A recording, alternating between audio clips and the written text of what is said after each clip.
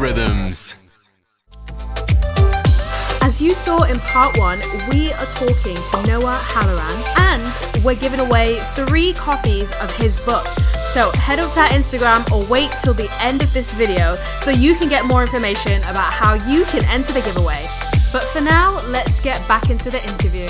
The word trailblazing isn't something that I had properly come across before. And in here you describe it that a trailblazer is someone who is the first person to do something new. Yes, I just think that we all have a unique fingerprint, so I think that our purpose is like no other. We have all unique personalities, which I think is so cool. And I love Ralph Emerson's quote, which says, "Do not go where the path may lead. Go instead where there is no path and leave a trail." I quite like the journey that your book takes us through in the 3 sections, and the first part being all about discovering your own identity. So how long did it take you to discover who you really were?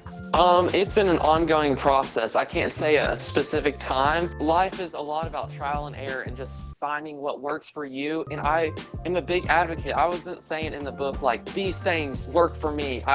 It needs to work for you. Like, I have a ton of school tips at the end of the book. Find what works for you. And I just feel like the first part is just acquiring traits that the average teenager won't pursue. Some include like forming good habits, discipline, which is a big thing, and just having a firm foundation in faith. Even those 3, they will be so much higher than all their peers if they can get in those 3. In the second bit, you talk a lot about how we can sort of deal with those things that are preventing us from really walking fully and discovering who it is that we're called to be. So what's like the main message that you want to get in that area?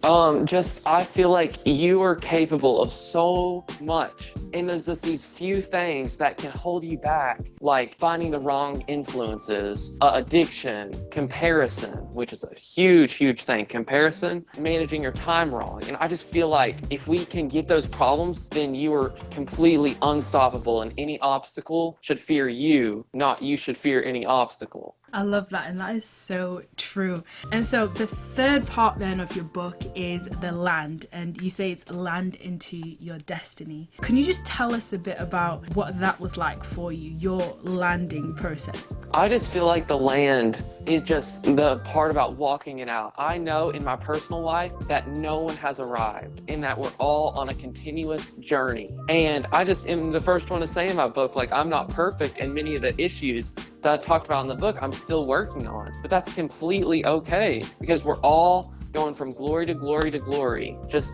becoming stronger in our faith, stronger in our disciplines, stronger in just improving our physical, emotional, spiritual health. And I think that touches a lot on what you talked about, excellence versus perfectionism. Can you just tell us then what makes excellence the big difference, and what that is, and why people should focus on that instead of trying to be perfect? I would just strive for excellence, just because nothing, no matter how hard you work, how hard you try, nothing's going to turn out perfectly, but that's completely okay. But that gives us room to reflect on what we did wrong, but not beat ourselves up over what we did wrong, and improve next time. After the book, so this is completely exclusive, I came up with an analogy in my head that I thought of. So a kid may have a ton of Legos that is holding. The kid drops one Lego, it goes down to pick it up, and then he drops all the other Legos. So I'm just encouraging you that it's okay if you drop a Lego, and it's okay if it's not perfect. Just keep on working towards your goal. Excellence is so much better than perfectionism. Towards the end of your third section, you gave a really great,